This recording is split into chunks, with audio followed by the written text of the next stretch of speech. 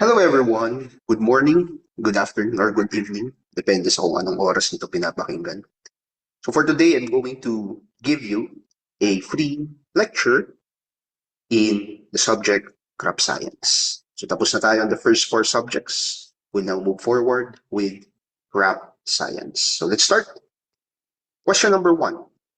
Sabi dito, which pairing correctly matches a crop with its botanical family? So we are looking for a pairing ng crop and family. So in botanical classification, ang lagi niyong tatandaan guys, some crops, not some, all crops are grouped into families. And what do we mean by family sa botanical classification? Ibig sabihin sa isang family ng isang crop, usually pare-parehas yung flower structure nila, yung leaf pattern, yung fruit type, tapos some genetic relationship. So sa agriculture, this is very important. Kasi ang magkakapamilya, parehas sila ng traits, and dahil parehas sila ng traits, minsan parehas din sila ng requirement kung paano palakihin, parehas din sila ng peste, etc. Okay? So ang hinahanap natin ngayon is the crop. So mayroon kang crop na tama yung match in terms of family. So ang tamang sagot dito is letter, okay? It's letter C. Alright? So kapag rice ang pinag-uusapan, remember, ang family niya is Poaceae. Okay? Kapag rice, Poaceae. Or we also call this as grass family. So dati, ang pangalan ng family ng rice is Graminae. Pero ngayon, pinalitan na nila, ang modern na name na is Poaceae. So alin pa kaya ang mga crops na kabilang sa Poaceae? Na andyan po yung ating mga cereal crops katulad ng corn. Yan. Wheat is also included there as well as sugarcane. So anything na grasses, related sa grasses, Poaceae po ang family niya. Okay, so si letter A, mali po yan. Na sinasabi dyan is ang coconut daw is Fabaceae. Okay? In fact, when we say Fabaceae, we are actually talking here about the legume family. So mga legumes po yan. So examples would include your peanut, soybean, yung munggo, yon ang mga kasama sa Fabaceae natin. Okay? Ang coconut, ang kanyang correct family, ang coconut, ang tamang family niyan is yung palm family. Ano? We also call that palm family as Arecaceae. Okay? Arecaceae. Yan. Arecaceae. Yan. Coconut is palm family. Arecaceae. How about cassava? Cassava to Liliaceae. Now, what is Liliaceae? So, Liliaceae is usually related yan with the word lily sa unahan. Okay, so lily families yan. Okay? So, mga lilies and other bulb-forming species.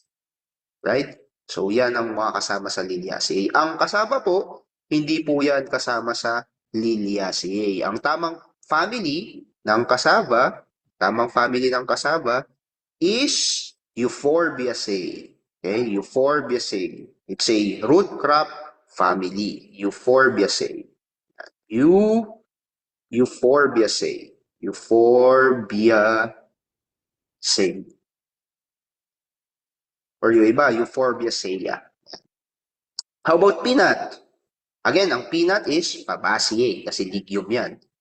So, mali siya na ipiner sa Solanaceae.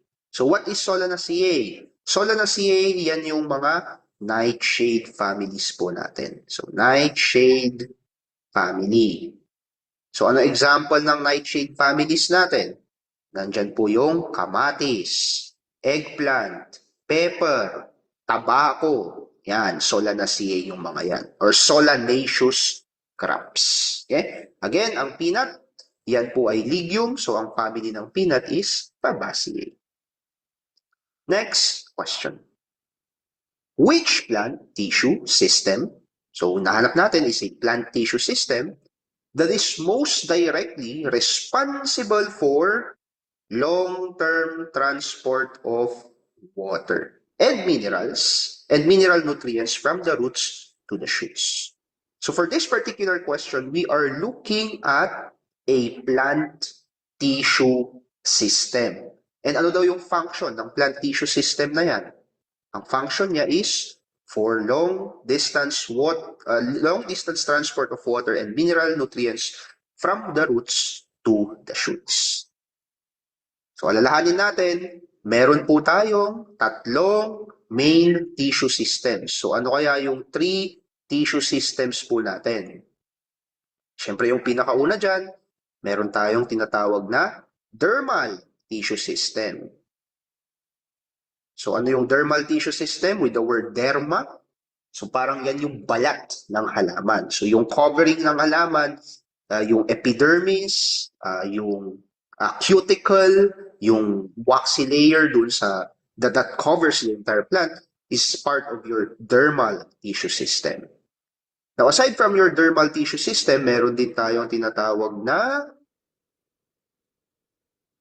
ground. Okay? So dermal, then we have ground tissue system. Now, ang ground tissue system naman po natin, usually ang function yan is more on storage. Okay? It also functions for photosynthesis at support. So, mga kasama dyan sa ground tissue system natin would be yung mga different tissues like parenchyma, collenchyma, and sclerenchyma. Okay? So, yan yung ating ground tissue system. Aside from your dermal at saka ground tissue system, meron tayong tinatawag na vascular tissue system. Okay?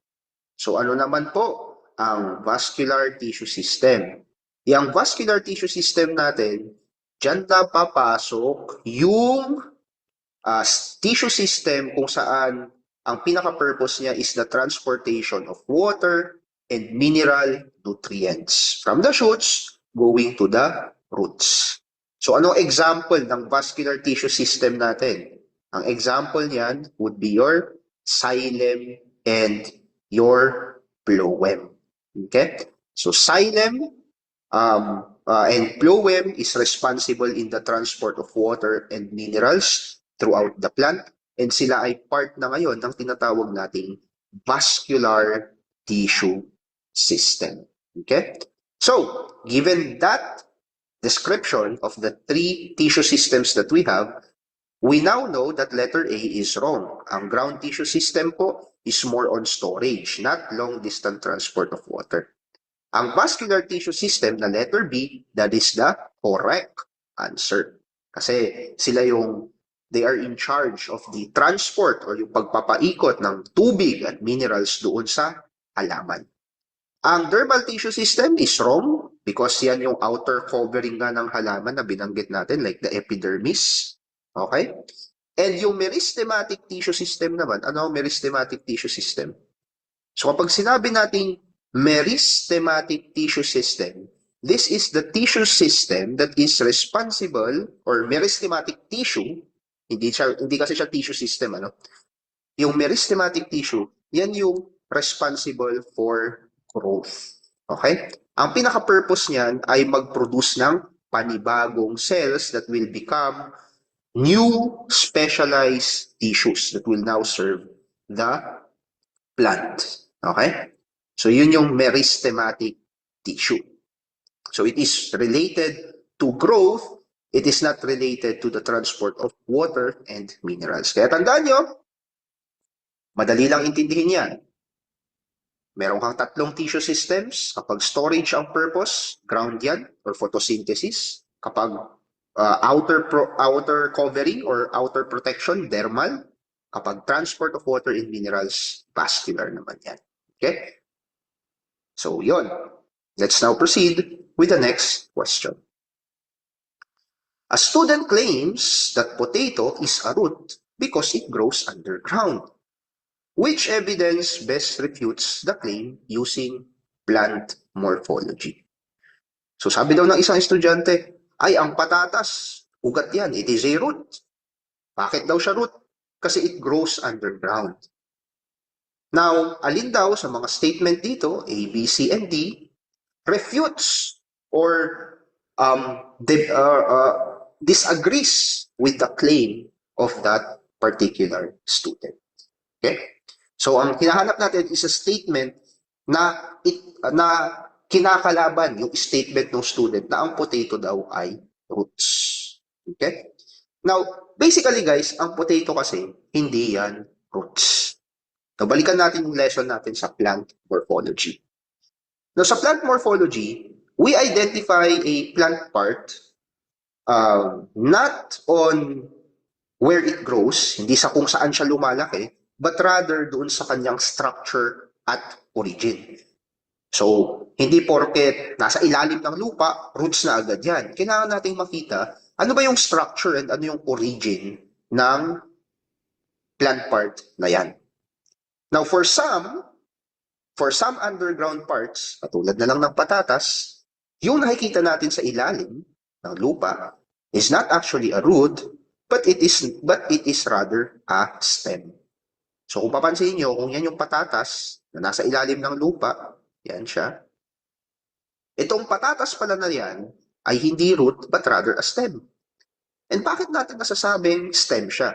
Because of the presence of nodes and internodes. At tandaan niyo yung mga eyes ng patatas, di ba? So sa mga tuldok-tuldok na yan, dyan po tumutubo ang panibagong buds. Okay? And anong plant part lang ang nagpapatubo ng panibagong buds? Stem lang po yan. Kaya ang patatas, with the presence of nodes, is considered a stem, not a root. Okay? So, for this specific question, tingnan natin, letter A, you refute the statement. How? Because it develops from radicle during germination. Mali po yan. So, the reason kung bakit ang patatas ay stem at hindi root is not because it develops from the radicle during germination. Okay? In fact, the radicle, yan yung embryonic root of a seed. And potato tubers, hindi naman sila nagde-develop from the radicle. They develop from underground stem structure. So, mali yan. Okay? How about letter B? It absorbs water and minerals from surrounding soil. Yan ba yung reason kung bakit siya tinaguri ang stem? Hindi.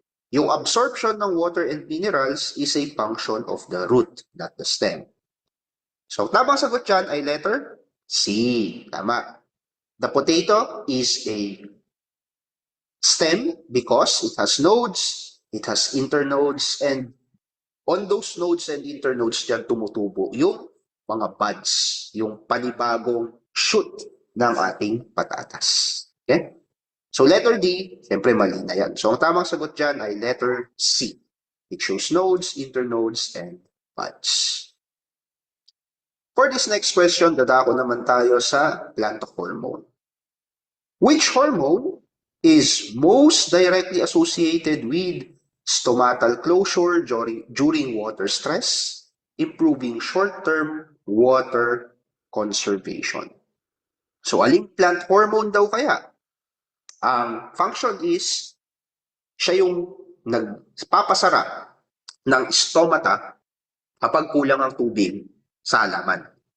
And the reason kung bakit nagsasara yung stomata is to conserve water para hindi lumabas yung tubig na nasa loob ng halaman. Okay? So, yun yung question. So, is it letter A, indole-acetic acid? Cytokinin ba yan? Letter B. C, gibberellin ba yan? Or letter D, abscisic acid? So, balikan natin yung lesson natin. What are plant hormones, guys? Ano ang plant hormones? So, basically, plant hormones, they are chemical messengers. So, yan ay nare-release sa loob ng halaman. And kapag yan ay na-release, nagsisignal yan sa halaman to help coordinate growth, development, and response sa stress. Now, kapag ang halaman nakaka-experience ng water stress, kulang yung tubig, Ang urgent na survival mechanism yan ay i-reduce yung lumalabas na tubig sa kanya. So, paano niya i-reduce? Kailangan niya isarado yung stomata. Okay? Ano yung stomata ulit? Yan yung mga tiny pores dun sa leaf surface ng halaman. So, kailangan magsara yan para hindi lumabas yung water, makonserve sa loob. Now, yung hormone na nagpapasara nun, ang tawag doon ay,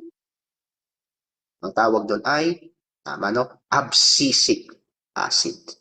So, abscisic acid plays a major role in helping plants survive yung mga temporary water shortage natin. Okay? So, siya, basically, yung abscisic acid natin, siya yung nagpo-provide ng signal sa mga guard cells. Remember yung guard cells? Ano yung guard cells?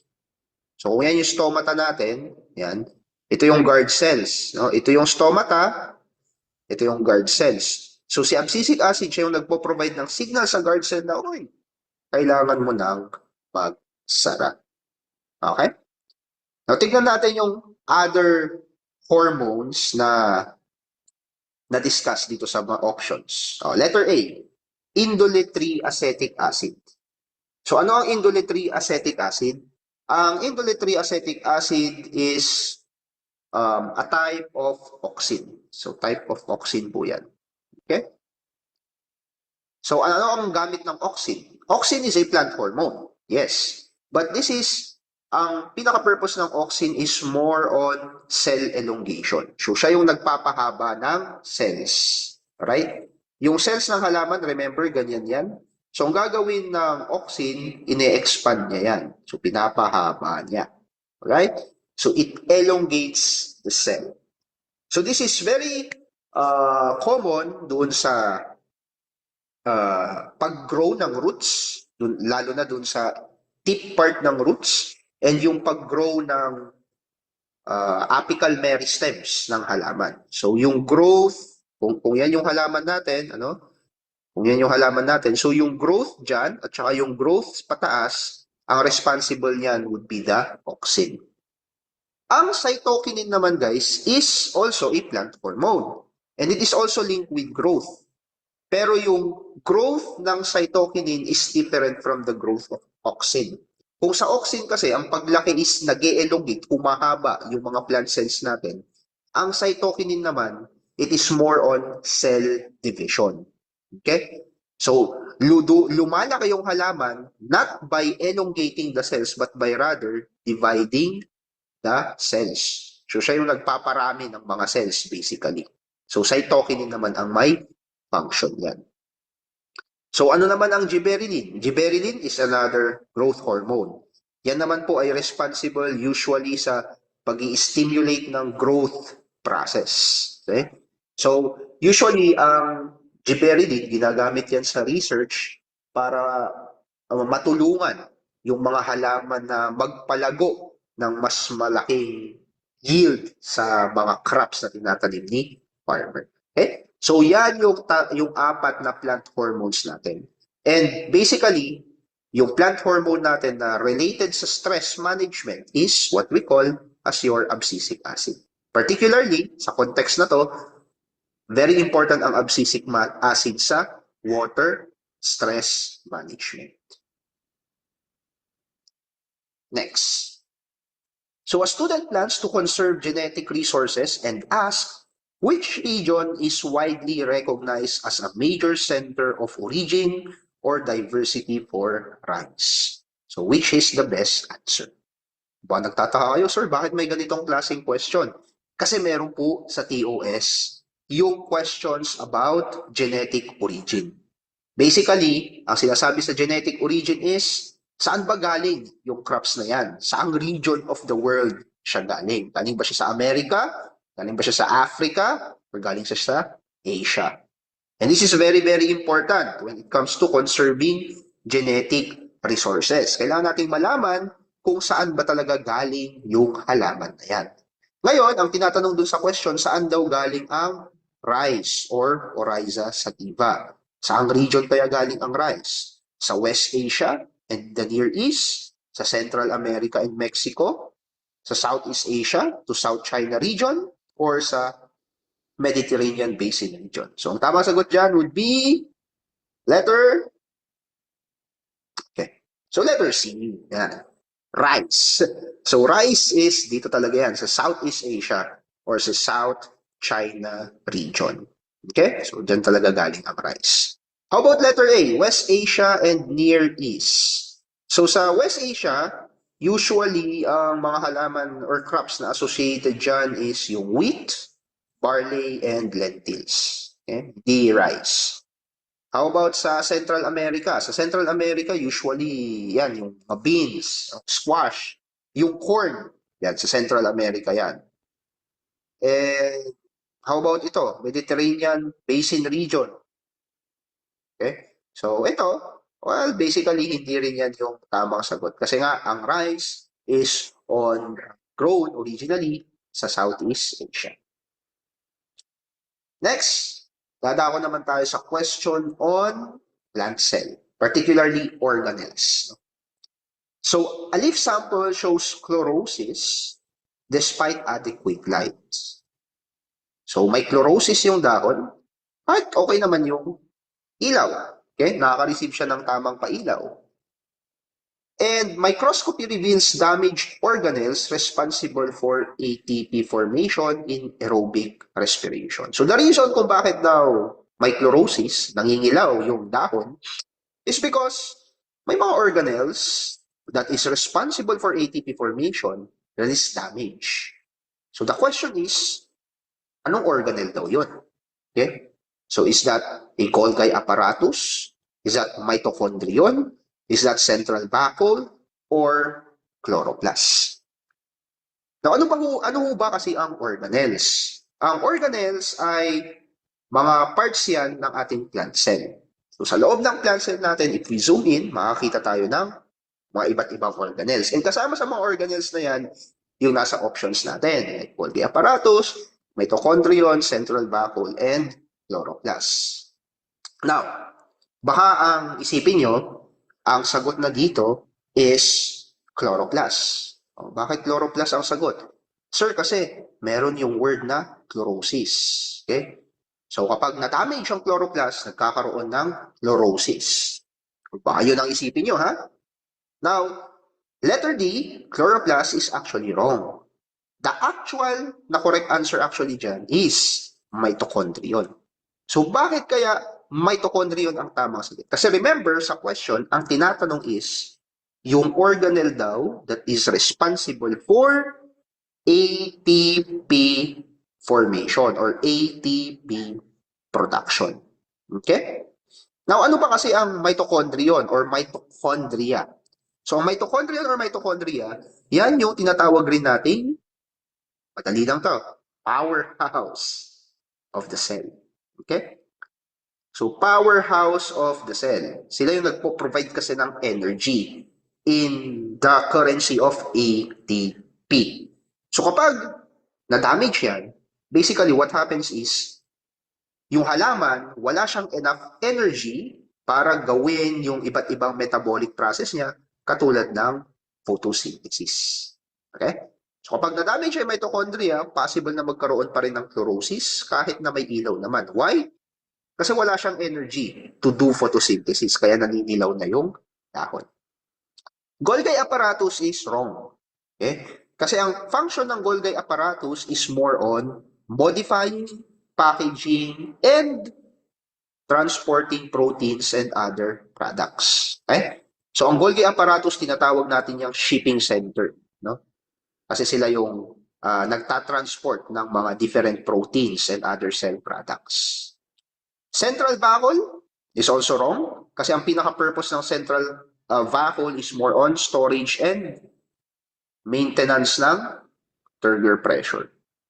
So storage at maintenance ng turgor pressure. Ito yung reason kung bakit yung mga plant cell natin hindi siya basta-basta nag-burst. Okay? Kasi meron kang central vacuole na tumutulong para maging sturdy yung structure ng ating plant cell wall. Chloroplast is wrong. Okay? Bakit? Kasi ang chloroplast po, very responsible yan. Yan yung main organelle na responsible for photosynthesis. Okay? Anong ginagawa ng chloroplast? Ang chloroplast parang yung solar panel. So, siya yung nagka-capture ng light, and then, siya yung nagka-capture ng light energy para makagawa ng sugar. Alright? So, yun ang purpose ng chloroplast. It captures light energy para siya yung makagawa ng sugar. Now, tingnan nyo dun sa question. Dun sa question, wala namang problema yung ilaw, right? Kasi meron kang adequate light, right? Pero, ang problema is also not the chloroplast. Kasi nga, sabi, ang na-damage daw is yung organelle responsible for ATP formation. So, letter B ang tamang sagot dyan, hindi po si chloroplast. Siguro, kapag nawala yung statement na yan, which says organelles responsible for ATP formation, siguro kung wala yan, possible pa na si chloroplast nga yung problema. Okay? So, letter D ang tamang sagot dyan. Letter B ang tamang sagot, mitochondria. Next. In higher plants, where do light-dependent reactions of photosynthesis primarily occur? Okay? So sa mga halaman, saan daw nangyayari yung light-dependent reaction of photosynthesis? Okay? So we are looking at yung location kung saan nangyayari yung light-dependent reaction. Remember guys, ang photosynthesis po, meron niyang dalawang proseso. Okay?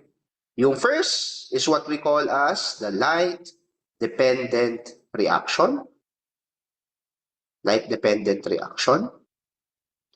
And yung second is what we call as your light-independent reaction. Okay? So anong pinagkaiba ng dalawang process na yan?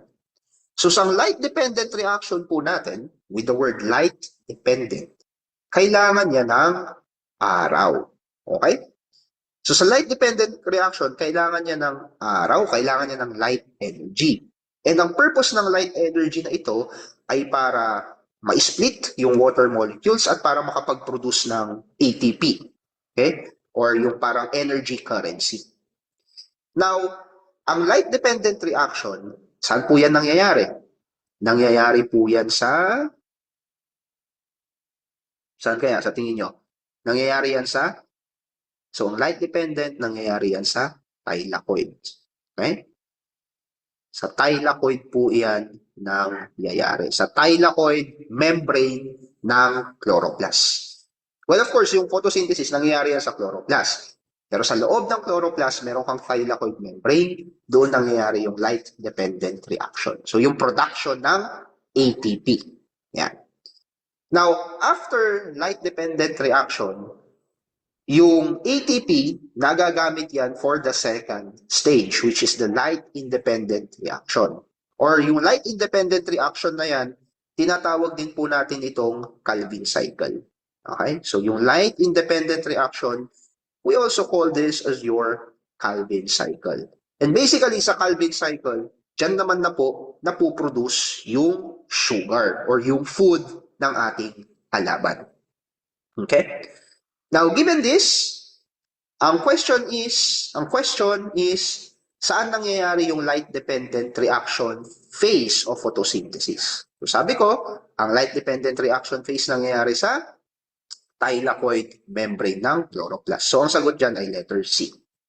So, kung ang light-dependent reaction nangyayari sa thylakoid membrane, saan naman nangyayari ang Calvin cycle or light-independent reaction? Ang Calvin cycle, yan ay nangyayari sa saan? Sa stroma. Okay? Sa stroma ng chloroplast. Okay? So, remember thylakoid, light-dependent. Calvin cycle, light-dependent, nangyayari sa thylakoid. Light-independent or Calvin cycle, nangyayari sa stroma ng chloroplast.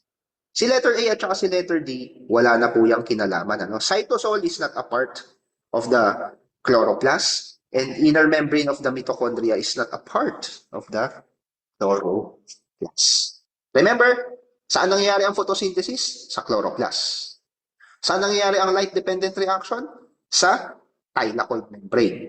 Saan nangyayari ang light-independent reaction? Sa stroma. Okay? So, yun yung kailangan yung ma-remember dyan when it comes to photosynthesis. Next, a crop is confirmed to be C3. Okay, so a crop is confirmed to be C3. Which compound is the first stable product of carbon fixation in the Calvin cycle pathway? Oh, medyo, ano? Medyo technical yung question. So, yung crop daw natin is C3. So, what do we mean by C3 plant? So, sa C3 plant, okay, so ano ba kasi ang C3? C3 is a type of photosynthesis. Remember, meron tayong different types of photosynthesis, ano? Meron tayong C3, meron tayong C4, and then meron tayong CAM. Okay? So, ang CAM, basically, is a type of photosynthesis ng mga cactuses. Okay? Kung saan, meron silang specialized mechanism wherein they can trap carbon dioxide at night. Tapos, during the day, they can use that to produce food. Yan yung CAM. Ang C4 naman, usually, yan naman ay sa mga mais. Okay? So, mga tropical na mga halaman. Mais, sugarcane ata is also a C4. And most of our plants undergo C3. C3 is yung parang, sabihin na natin normal na photosynthesis natin. So, in C3 plants, yung carbon dioxide na nakukuha ng halaman, okay, is fixed directly through the Calvin cycle. Kung saan, yung enzyme na Rubisco, okay, yung enzyme na Rubisco,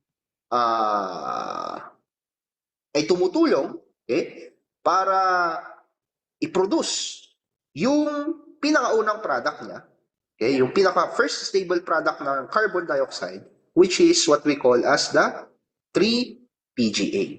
Okay? So, sa C3, nagpo-produce yan ng 3-PGA. So, bakit kaya siya tinawag na C3? So, the reason kung bakit siya may 3 dyan, kasi nga yung first stable product niya is 3-PGA. And ano yung 3-PGA na yan? 3-PGA means 3-phosphoglycerate. Okay? So, this one, ang tamang sagot dyan ay letter B. Okay? Letter B po ang tamang sagot yan. Ang pinakaunang stable product ng C3 crops is 3-phosphoglycerate or 3-PGA. Okay?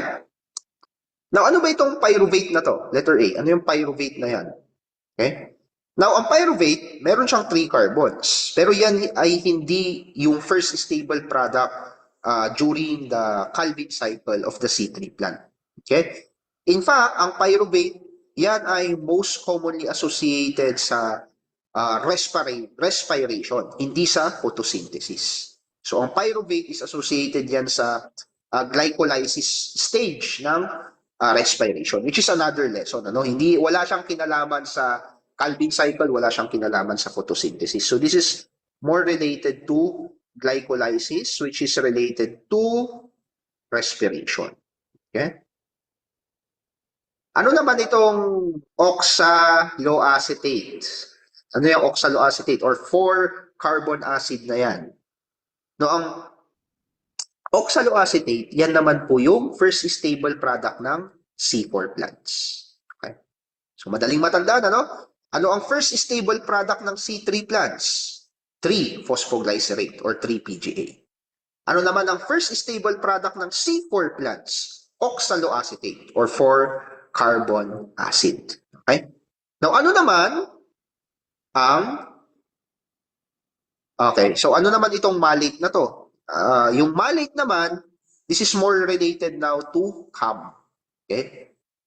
So, sa CAM photosynthesis naman makikita yan. Meron din sa C4, pero usually C4 and CAM, dyan nagkakaroon ng malate. Okay?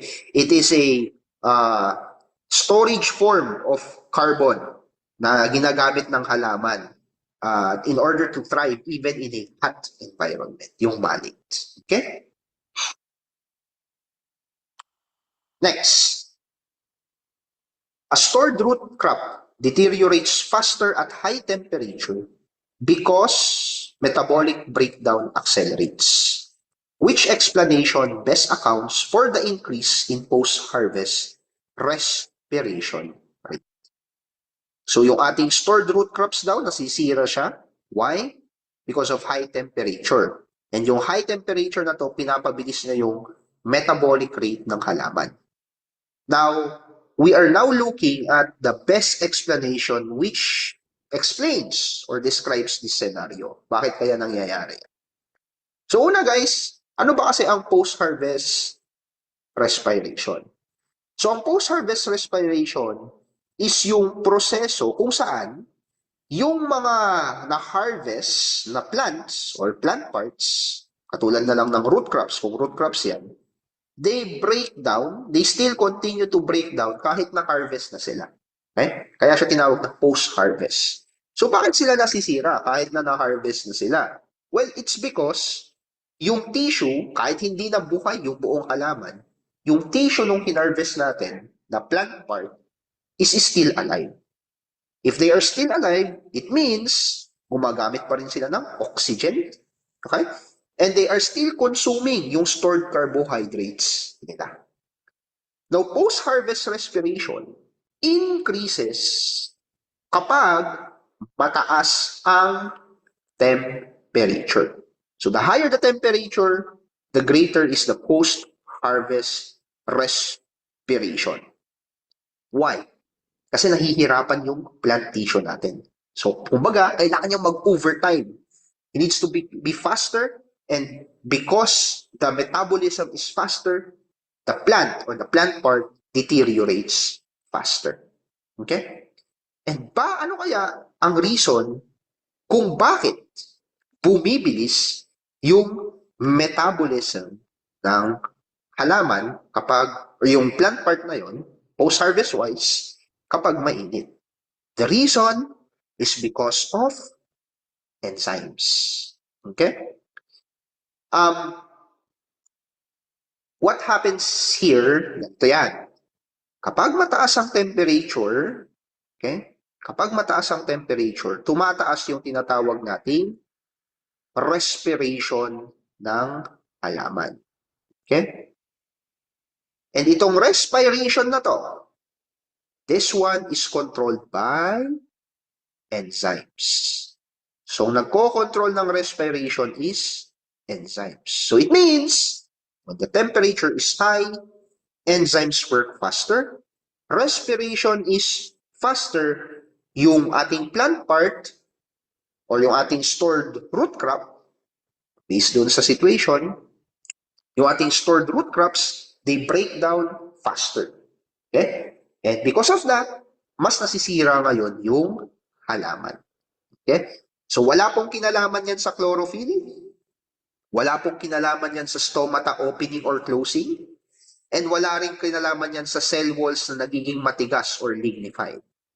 The reason kung bakit napapabilis ang post-harvest respiration during times of high temperature is because of the enzymes. Kasi sila yung nagko-control ng respiration rate ng halaman. Okay?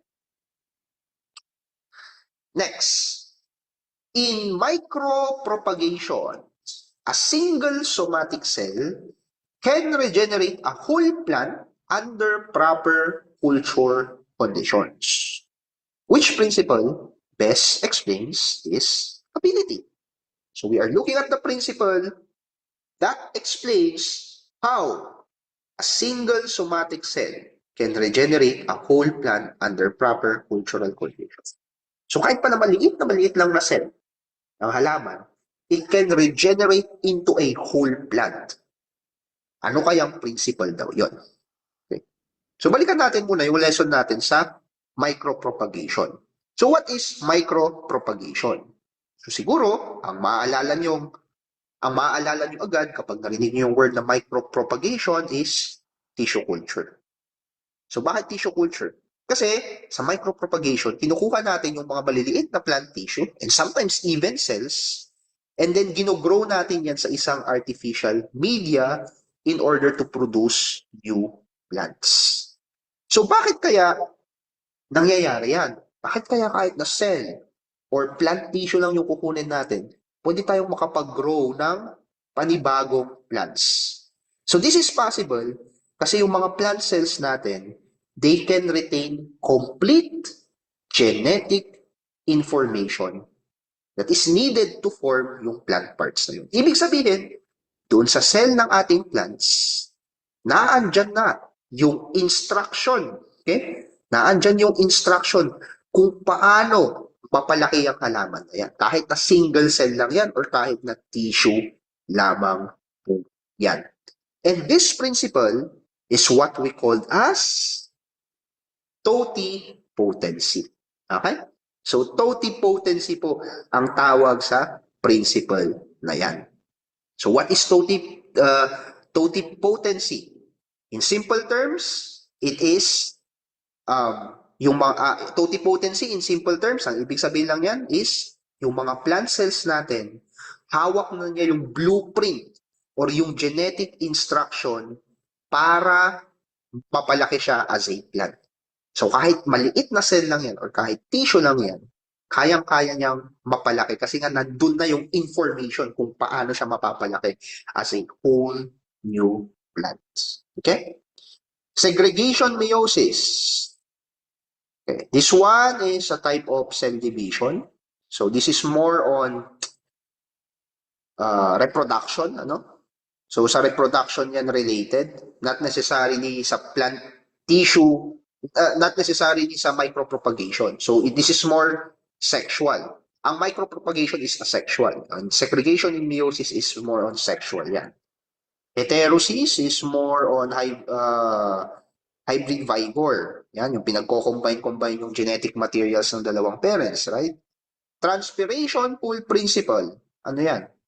The transpiration pool principle is a principle that explains how water moves upward through the xylem. Okay? So, ang ina-explain yan is how the xylem works. Kung bakit gumagalaw ang tubig pataas from the roots going to the different parts of that plant. Yun ang transpiration pool principle. So, di ba, napakaganda na ang maliit, okay? Ang maliit pala na plant cell can grow into a whole new plant through the principle of totipotency. So, minsan, napapaisip ako, no? In relation to this totipotency, yung mga maliliit na efforts pala natin could actually yield to big results, right? Pero hindi lahat ng efforts natin is equally rewarded. So minsan, kailangan nating mamili ng mga efforts na alam natin magiging productive tayo. Katulad na lamang nung ako ay nag-review noong 2021. Kailangan ko pumili ng mga tools, ng mga strategies, ng mga system kung saan makakapag-provide sa akin ng highest return. Ibig sabihin, kapag ginamit ko yung mga tools na to, since nag-work ako, kailangan ko ng something na magiging efficient ako sa pagre-review. Kaya naman, nung ako ay nagre-review, mahalaga sa akin na meron akong mga video lectures kasi hindi naman ako mas visual. Mas madali sa akin maintindihan yung mga concept kapag it is visually explained. Mahalaga rin sa akin na merong handouts para kapag wala akong time manood ng video, I can read yung lesson. But aside from that, mahalaga sa akin na ako'y nagsasagot ng mga different types of questions, whether that be practice tests in the form of quizzes or paggamit ng flashcards. Kaya naman, nung ako'y nagre-review, nakabuo ako ng sistema, nakagawa ako ng mga resources kung saan natulungan ako ngayon para mas maging efficient and effective yung review ko, and yun yung dahilan kung bakit ako nag-top. And because of these systems and strategies that I have generated or I have used no 2021, na-develop ko yung Learning Agri with Al na booster course. So ang Learning Agri with Al na booster course is a review booster course. Sabihin na natin, it's not a review center. It's a review booster course kung saan sa isang platform nakaayos na lahat ng mga pwede mong reviewin. Per subject, nakaayos yan in terms of module, in terms of lessons. Tapos, may mga quizzes na rin for every after lesson. At may mga digital flashcards pa na tiyak makakatulong sa pag-memorize yun ng iba't ibang mga agri concepts. So, ano ba yung ino-offer ng Agri Booster course natin? Yung mga lectures, notes, and practices, is ensured na nakabase doon sa table of specifications na provide ng ating Board of Agriculturists. Okay?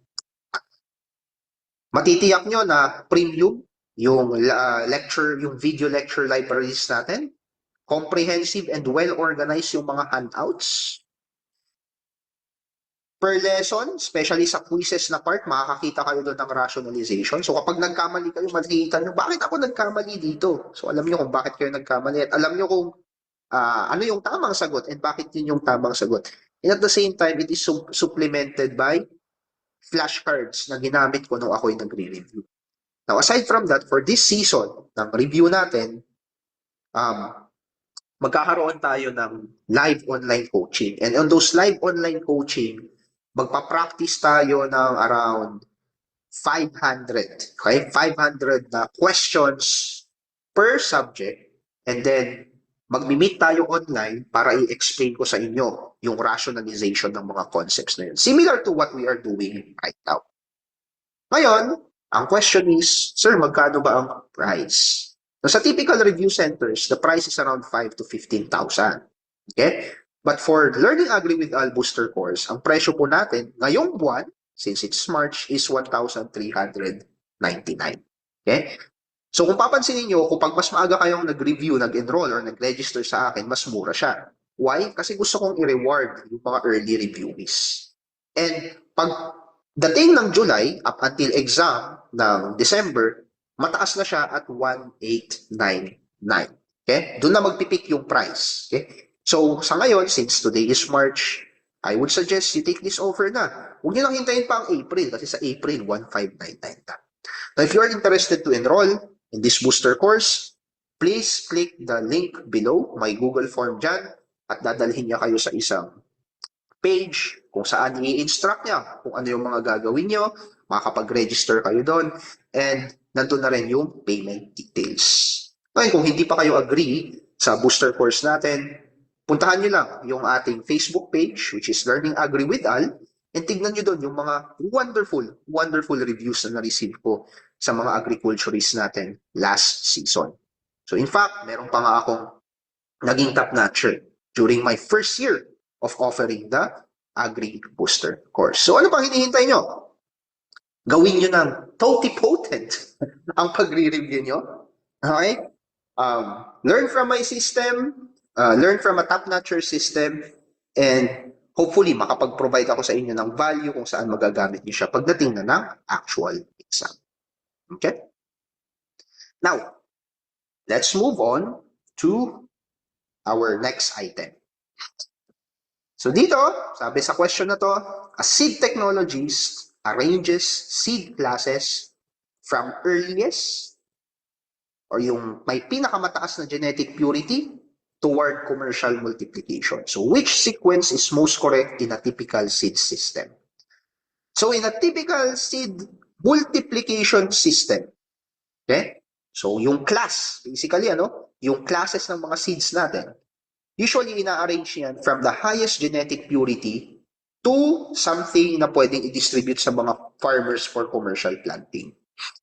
So alin kaya sa mga types of seeds na to, yung may pinakamataas na genetic purity papunta doon sa may pinakamababang genetic purity na pwede na for commercial planting purposes. So ang tamang sagot dyan ay letter C. Okay?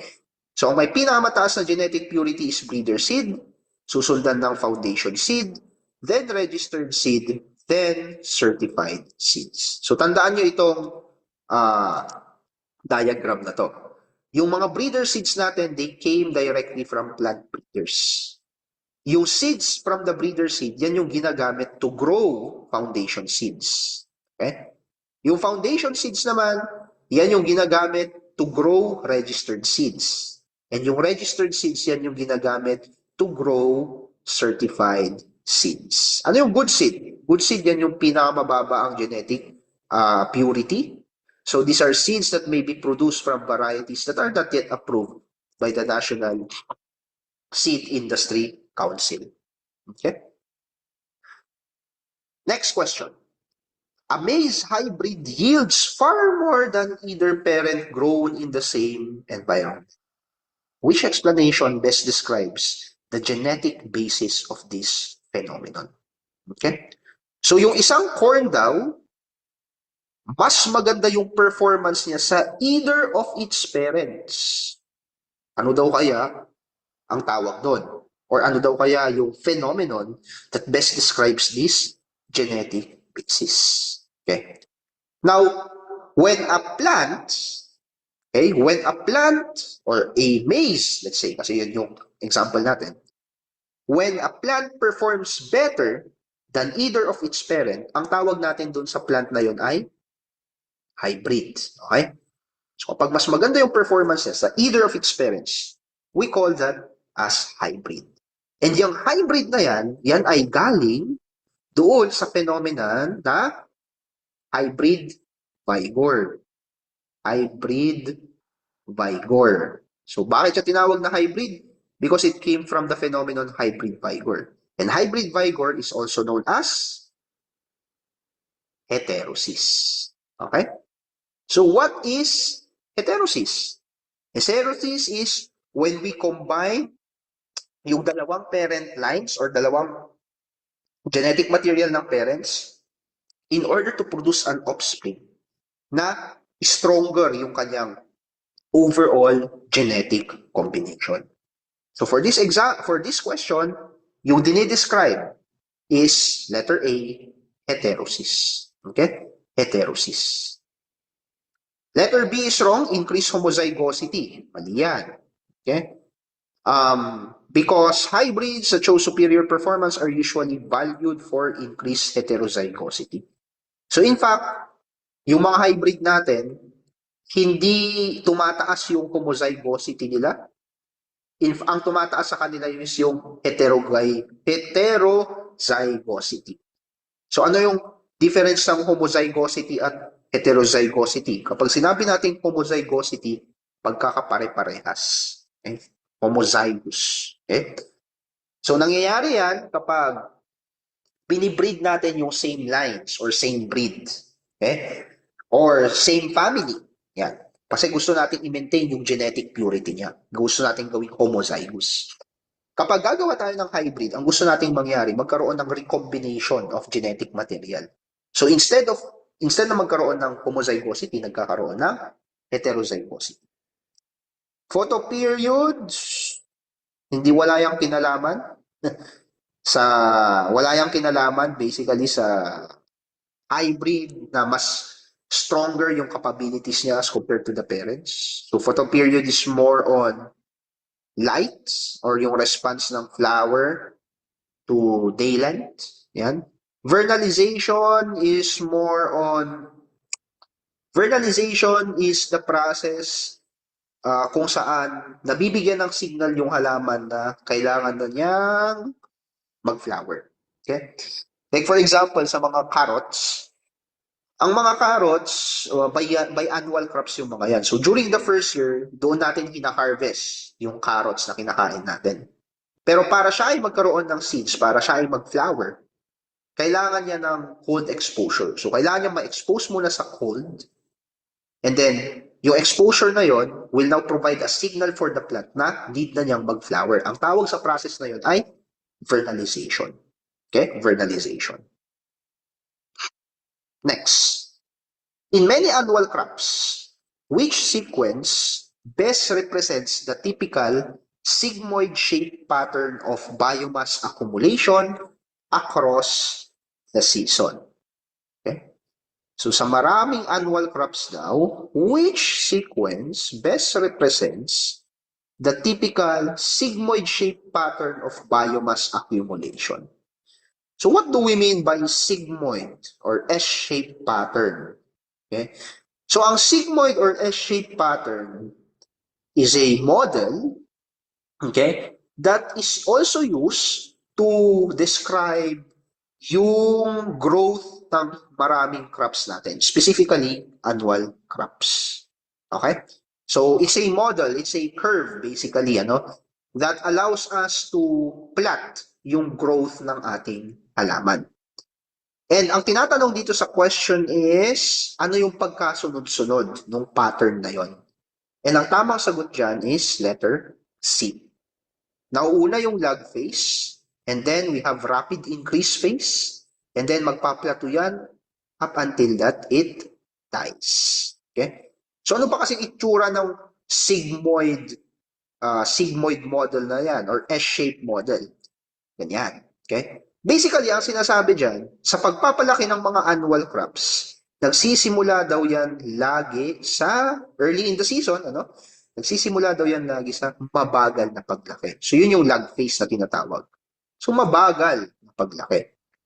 After yung mabagal na paglaki niya, later on, dyan napapasok yung period of rapid increase of biomass or mabilisang paglaki. Yun yung tinatawag nating exponential phase. Okay? So yung rapid increase na yan, we also call this as your exponential phase. Biglang, kumbaga kung sa tao, yung growth spurt tinatawag.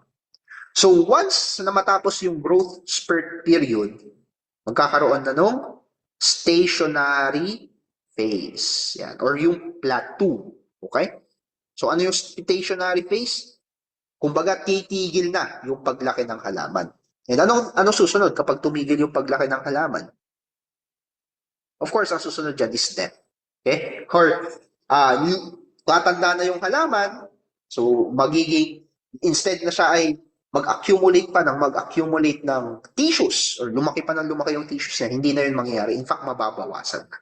So, yun yung senescence phase. So, yan yung sinasabi ng S-shaped pattern of plant growth. Basically, mga annual crops natin, nagsisimula yan na lumaki ng mabagal, and then magkakaroon ng exponential biomass accumulation, magkakaroon ng growth spurt, magpa-plateau siya, and then after doon, magsisenescence period siya. Or yung kabaliktaran na ng development, mauubos na yung mga plant tissues niya. Okay? So letter C, ang tamang sagot dyan. Next. A farmer applies high nitrogen late in the season to a grain crop and gets very tall plants but poor grain filling. Which explanation best links a physiological phase to the yield outcome? So si farmer, ano yung situation? Si farmer daw, nag-apply ng mataas na nitrogen late in the season. So, late in the season, malapit na siguro siyang mag-harvest, saka siya naglagay ng maraming nitrogen. And what happened? Napansin niya yung mga halaman niya biglang tumangkad. The problem is, yung grains na dapat i-harvest niya, makakapag-provide sa kanya ng yield, ng income, very poor. Okay? Very poor. So, ano kaya yung reason nung scenario na yan? Okay? Now, in grain crops, mga ag-learners, yield depends not only on how much the plant grows. Okay? Remember that. Hindi naman porket mataas or matayog yung grain crops natin, magandang klase na siya. Kasi remember, ang kailangan natin dyan is yung grains. Okay? Yan yung hina-harvest natin eh. So, dapat dyan papunta yung starch, kumbaga. Kasi yun yung ating i-harvest. Alright? Now, let's imagine na ito yung grain crops natin. So, simple diagram lang. So, ito dapat yung mga harvest, yung area.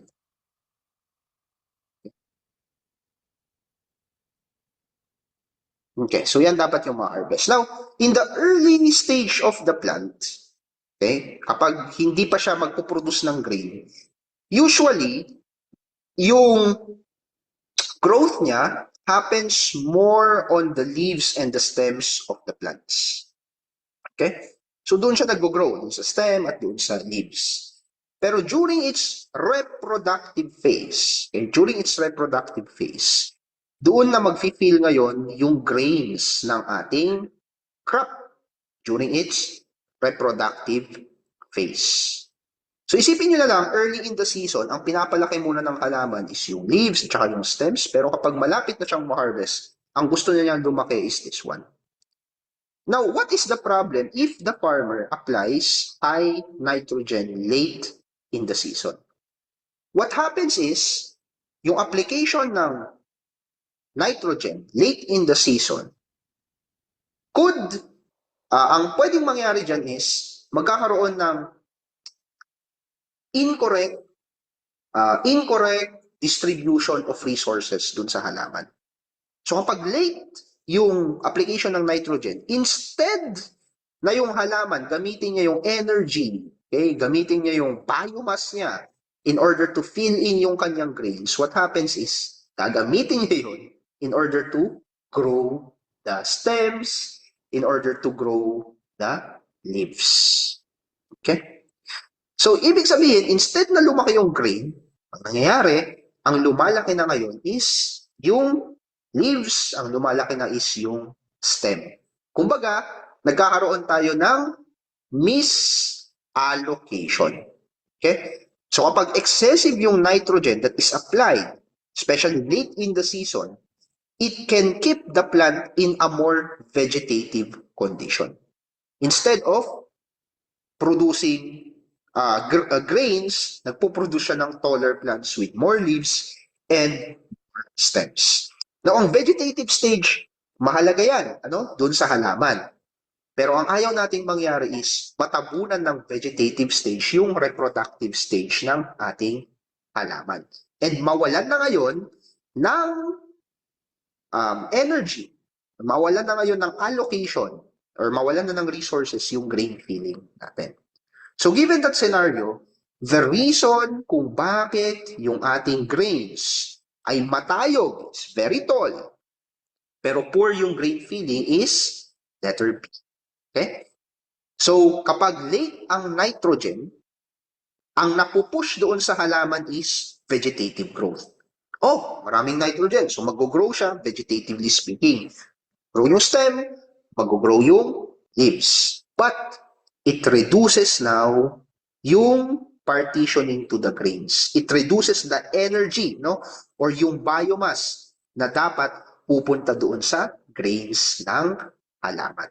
So letter B here is the correct answer. Next, which physiological process most directly explains why prolonged cloudiness often reduces yield even when water and nutrients are adequate? So bakit daw kaya na kapag cloudy ang sky, ang nangyayari, or kapag matagal na cloudy ang sky, ang nangyayari, nababawasan yung yield ng ating halaman. Kahit naman daw, may tubig naman, tsaka may nutrients naman. So kapag cloudy ang sky, ano ang wala? Walang sikat ng araw, tama? Now, ang sikat ng araw, anong process yan? Ang sikat ng araw, saan yan kailangan, or what process is that mostly needed in plants?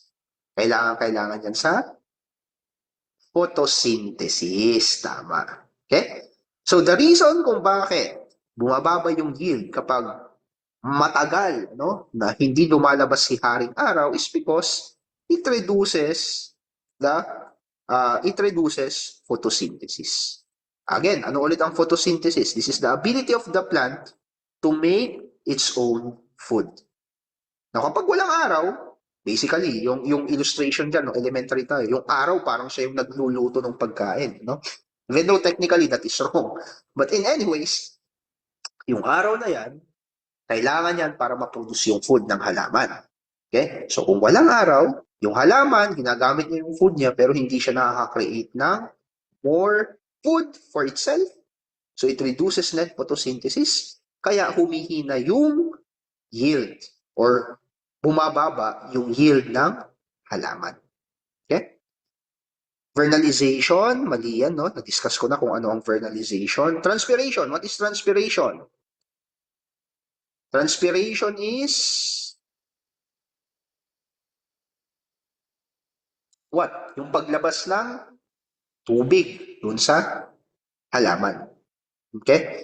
Now, in most cases, hindi nag increase ang transpiration kapag cloudy, no? Kasi ang transpiration nag increase yan kapag mainit. Kapag mainit, basically yung halaman, naglalabas yan ng excess na water. Okay? But when it's cloudy, usually dahil nga hindi mainit, bumabagal ang transpiration rate. Enhanced nitrogen fixation is also wrong. Okay? Actually, wala na yung kinalaman sa being cloudy. Next. In grain legumes, which stage is typically most critical for protecting yield because stress can sharply reduce pod number and final seed set. Okay. So in grain legumes, alin daw yung stage that is most critical for protecting the yield? Kasi kapag na-stress yung halaman, it can reduce pod number and final seed set. So, yung stage ba is post-harvest curing stage? May ganun ba? So, may ganun ba ang grain legumes? May post-harvest curing stage? Wala, no? Hindi yan tabako. So, wala yan. So, you can cancel that out. Flowering to early pod set, late pod dry down, or early seedling emergence? No kaya yan? Tama sagot. Okay.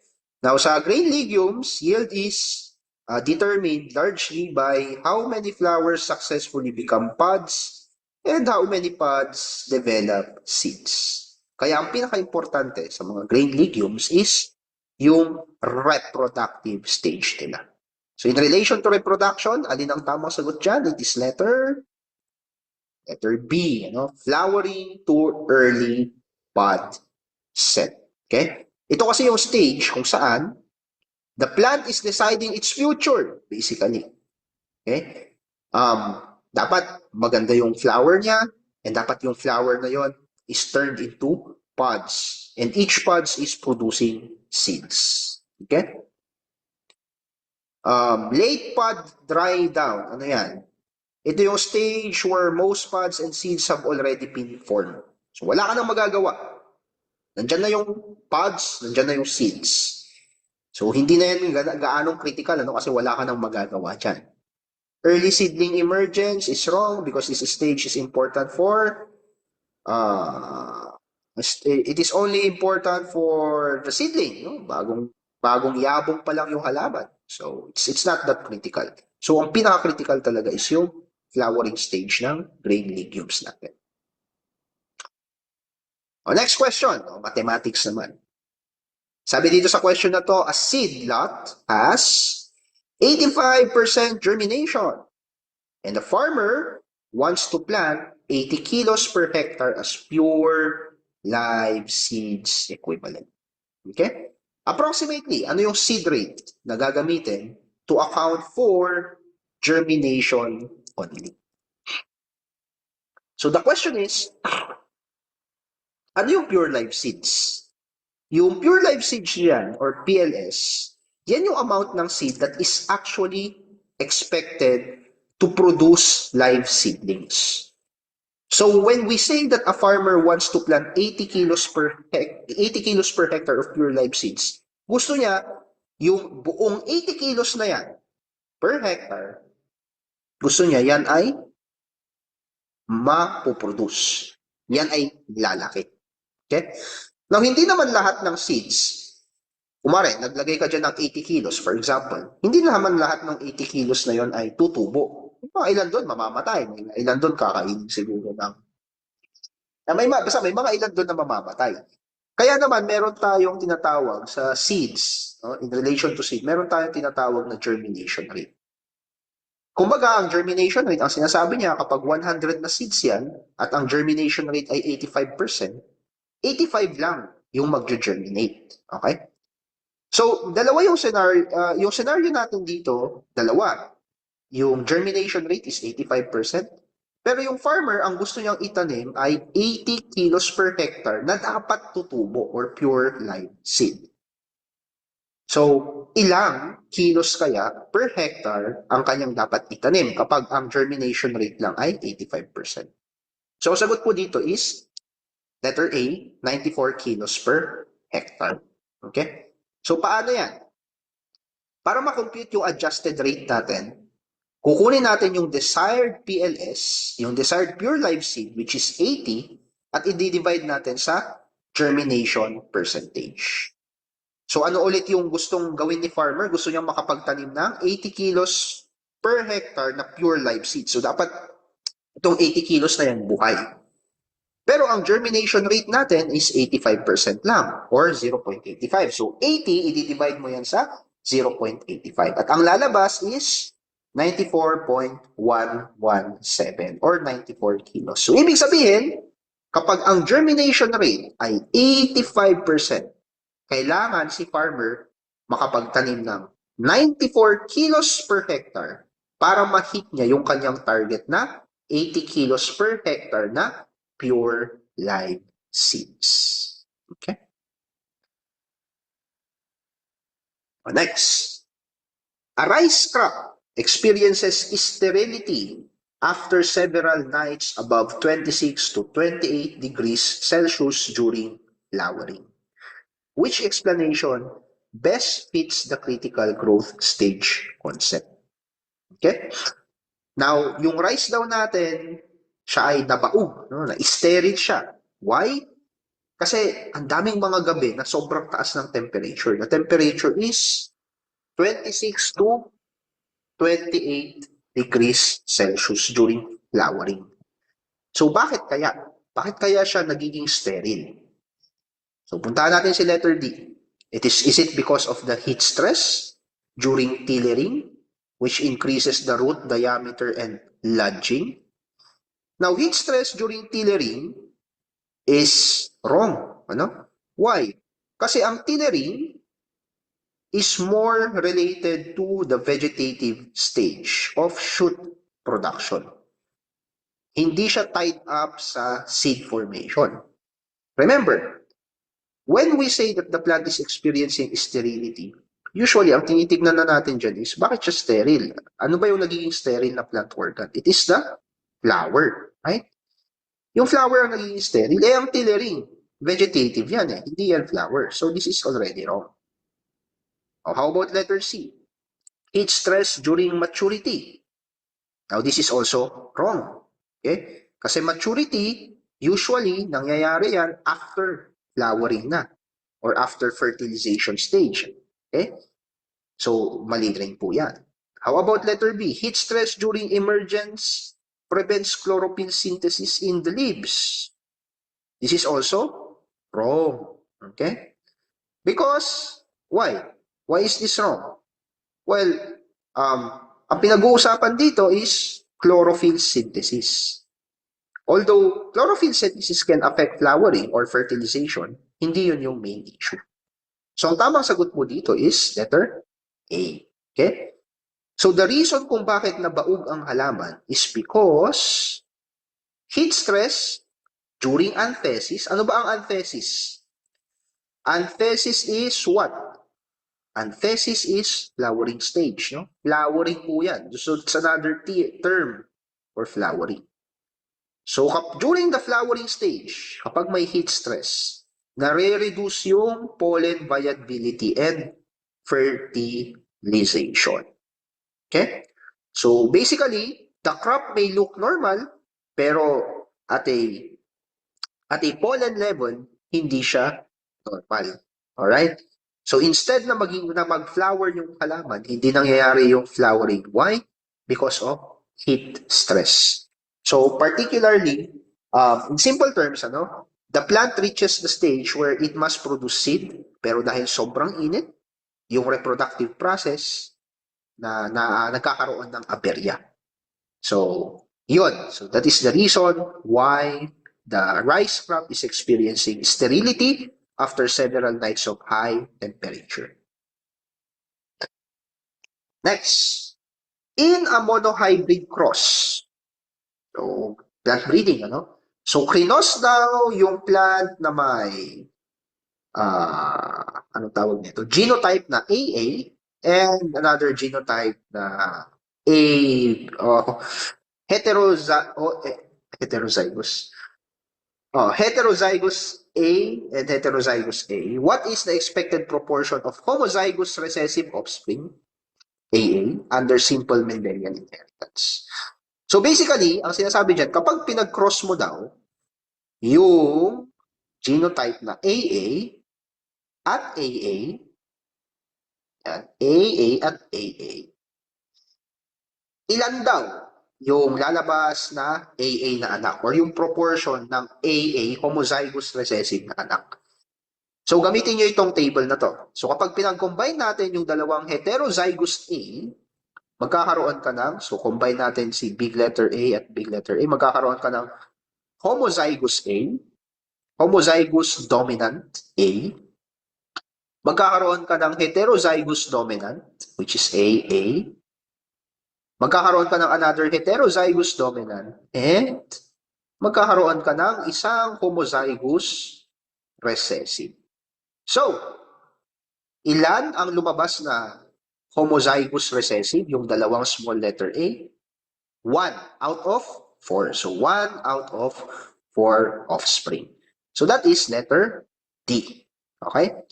So, ilan naman ang lalabas na homozygous dominant?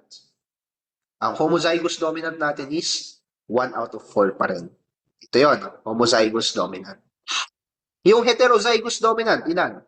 2. 2 out of 4. So this one is heterozygous dominant at ito naman yung heterozygous dominant. So ano ibig sabihin ng homozygous at heterozygous? Kapag sinabi natin homozygous, parehas sila. So katulad ng yung dalawang yan is homozygous, parehas yung genotype nila. Yung combination ng genotype. And this one is also parehas. So, homozygous ang tawag natin. Kapag magkaiba, heterozygous ang tawag. Okay?